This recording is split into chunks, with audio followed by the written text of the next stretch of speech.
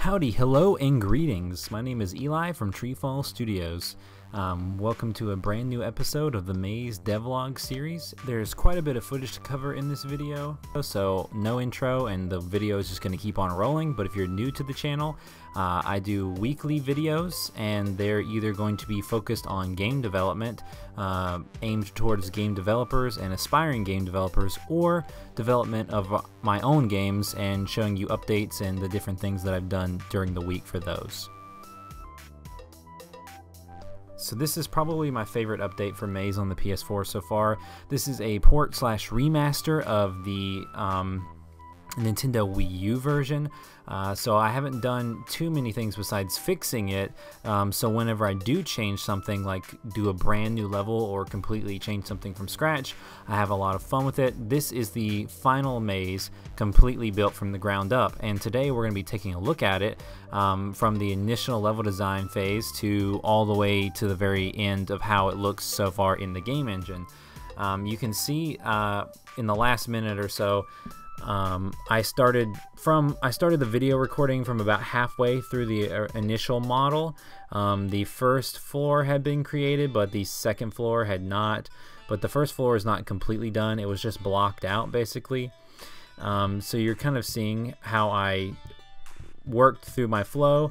I made the original level design, and then I brought the next one over and then cut out the spaces that I wanted to have you be able to ascend from the first floor to the top floor, and then I moved it out of the way so I can continue seeing the first floor. And you can see right now, this is basically for some of this has some gameplay purposes, as you can see, but it's also for lighting, because the first floor is completely hidden by the roof, so it's pretty dark in there. So I've cut out windows all along the side in order to have a little bit of light coming in and get this pretty cool effect on the first floor. It's kind of dark and illuminated by crystals, or you'll see that it will be, not at this point.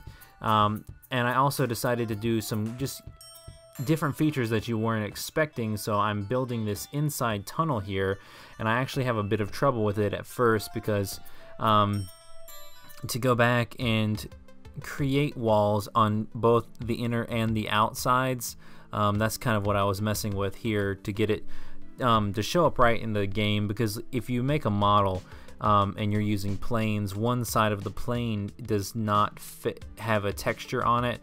It's basically see-through, so you have to have everything two-sided to get this to work correctly. So I'm going in here and building the inner walls and the inner floor of the basically hallway cavern that I excavated here.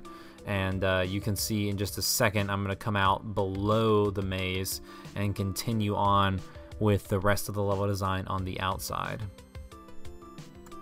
I'm also not entirely sure if this is hard to follow or not. I don't know if it's too fast. I work pretty quickly in terms of modeling, so that's how I was able to cut most of the process down into this length of this video. But it's sped up like around 10 times the original speed in order to fit everything in a 15 to 20 minute video, just so you can see most of the process.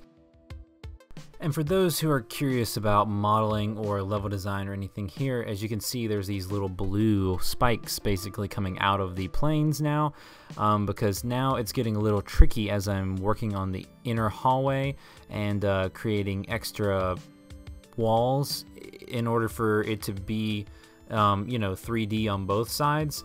I'm showing the normals here, and what that means is the arrows on each plane are basically pointing in the direction that the plane will show the texture, and the way it's not pointing will be the see-through side. So basically at this point, for this type of work, you have to do that in your workflow in order to not make mistakes, because early on when I did a little bit of this type of work, and early in my modeling career and game design career, I would forget to check while in the modeling engine, and every once in a while, even though you think you did it all just right or you modeled it in the correct format, it might come in the game engine with one or two faces switched where it's displaying the image on the wrong side, and then at that point you have to jump backwards in and then re-edit and then try to find which face it was and then re-edit it so it gets corrected in the game engine. So now you're checking out the bottom tier of the level design here. This is what happens when you come out of the hallway. I accidentally messed this up. As you can see, just now I created this little staircase, and then it kind of wasn't in the right position from where I needed it to be, so I just detached it and moved it over, reattached it, and then rebuilt it from there. Also, as you can see, I'm over here cutting out more windows. And in just a sec, I actually make a little teeny mistake. I connect the wrong face, and you can see that plane sitting across the way. So this is like this is just the actual footage of the entire time it took me to make the level. I included the mistakes. I didn't really cut too much out. I think there's a little bit in the middle that I cut out, just maybe 30 minutes of work or something like that, so I could make the video in the right size, but I think mostly this is the entire process from about the beginning to the end. You can also see here now I've begun, after I've blocked out the entire level, this becomes the tricky part. This is the seaming. So what you have to do in modeling is however you want to do your UV unwrap, which is where you lay out the faces to have them be drawn on for the textures. You you need to mark the edges, and you basically mark the edges so you can lay out those sections as a group in the UV editor. So basically for the maze games, everything is generally squared off like this, so we're working with a lot of square faces, so there's a lot of benefits to that. With all the walls being so square, if you do your textures correctly, you can get the tiling and put all the textures on the walls pretty quickly, but the longer part of the process is breaking up the different sections so you can change them if you need to, or select them all. For instance, for me, instead of doing it to where like I'm just selecting every face and then unwrapping them all the exact same, just in case, I separate all the sections out to where they would be like walls, how the walls would connect, how the floor would connect, how the under part where the dirt is would connect, and all that stuff.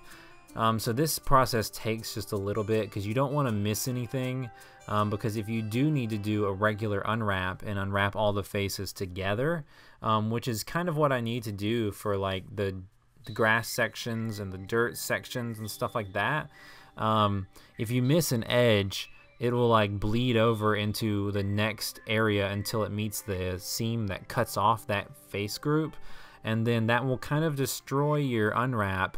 It will be all distorted when you look at it in the UV editor, so you'll be like, oh snap, I missed something, and then you got to run back and try to figure out which edge was missing.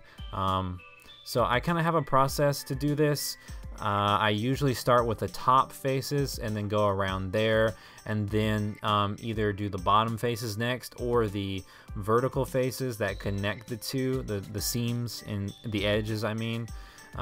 So now you can see I'm starting to, I think they're about done here, and I'm moving into the unwrap phase.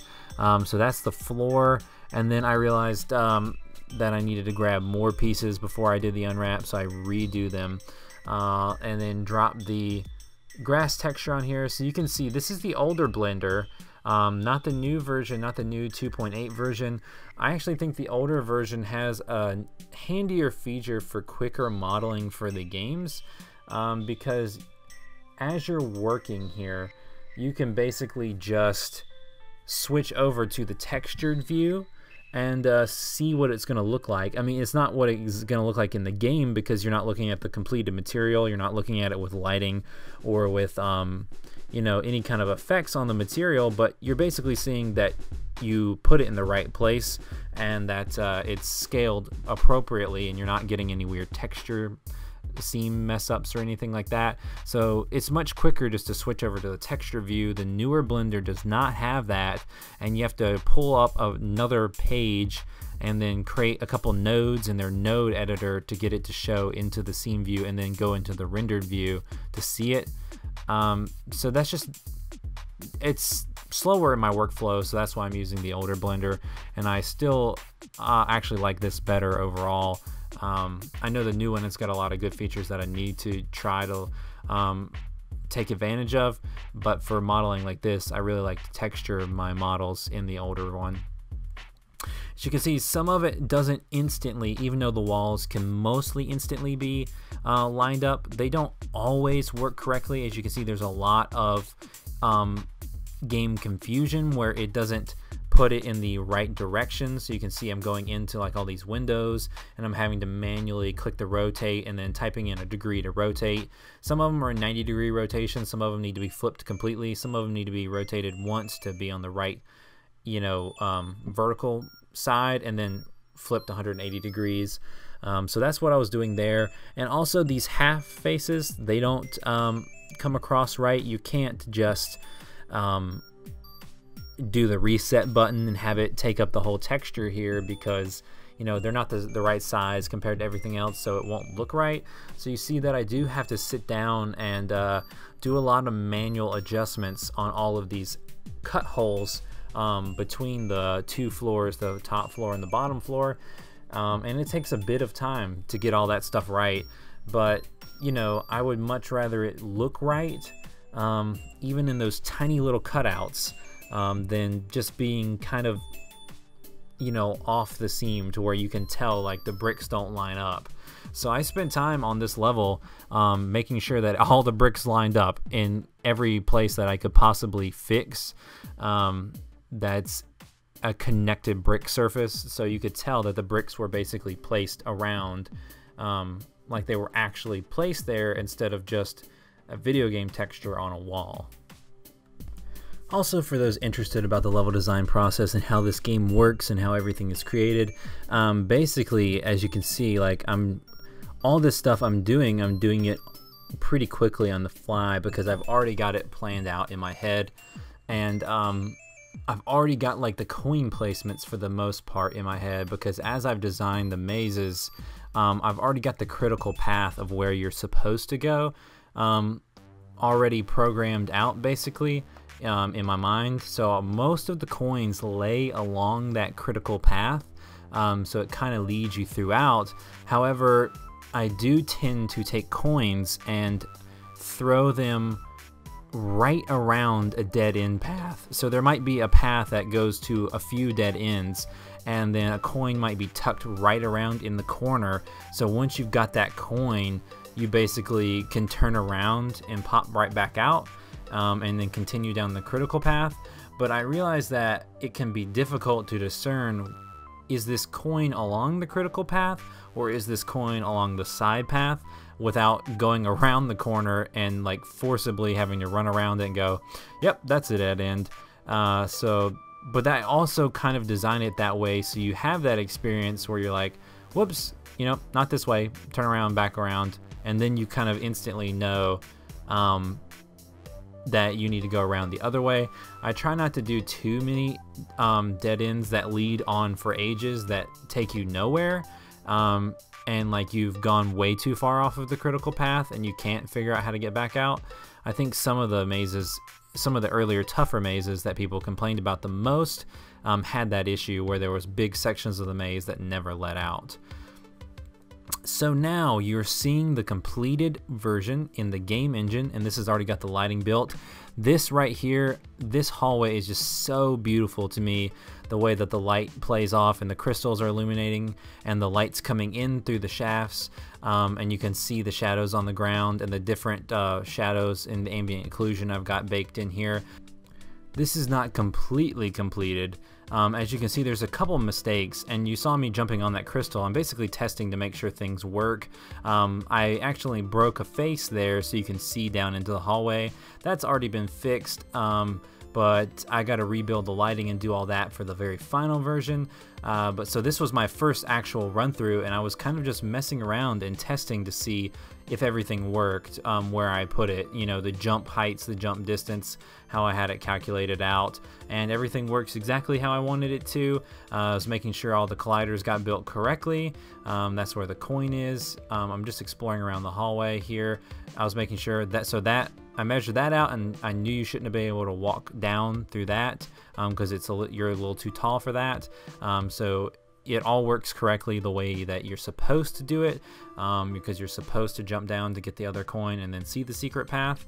Definitely spoilers if you weren't. I think you're expecting them if you are watching a full level design video. But here's a quick look at the hallway. So I really liked how the lighting did in here.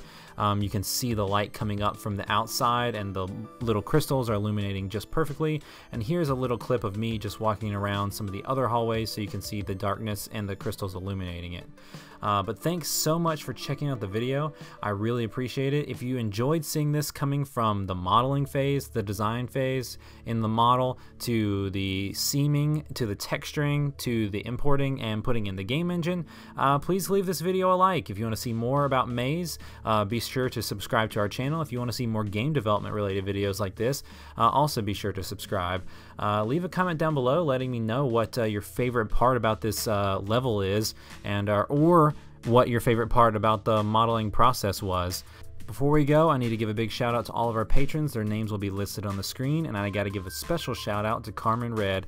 Thank you guys so much for everything you do supporting us on Patreon. It helps us create videos like this and keep working on games full time. With that being said, I'll see you guys in the next one.